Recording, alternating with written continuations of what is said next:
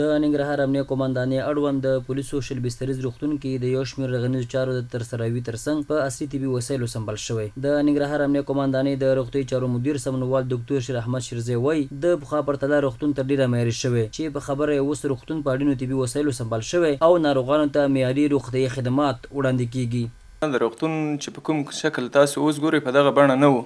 دلته د بیا رغونې ډېر کارونه شوي دي، ډېرې هلې ځلې شوي دي. د الف څخه تر یا پورې د اوس چې کوم کارونه تاسو ګورئ او وینئ د ټول پکې نوي شوي دي او ترسره شوي دي.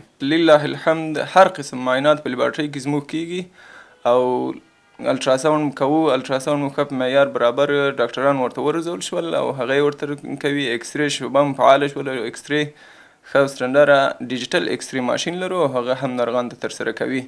بل لور ته دغه روغتون یو تن ډاکټر میلاد وایي په دې روغتون کې د ناروغانو د بستر ترڅنګ اړین طبي معاینات او واړه جراحي عملیاتونه ترسره کیږي.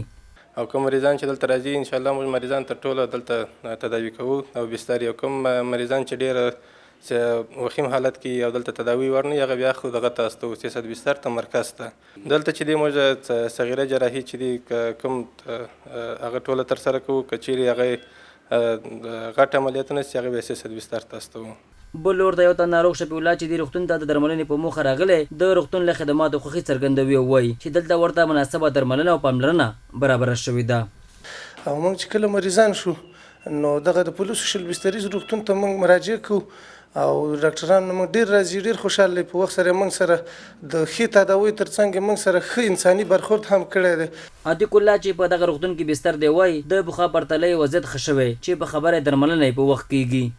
زه خپل دلته ناروغ یم او جمعه کې نو ډاکټران زما ښه خدمت کوي ماشاءالله او ښه تداوي مې کوي. نو مخکې نه پخوانه ښه شوی یم او نوم نه لږ تازه وم. دا بس ډاکټران ښه زما خدمت کوي.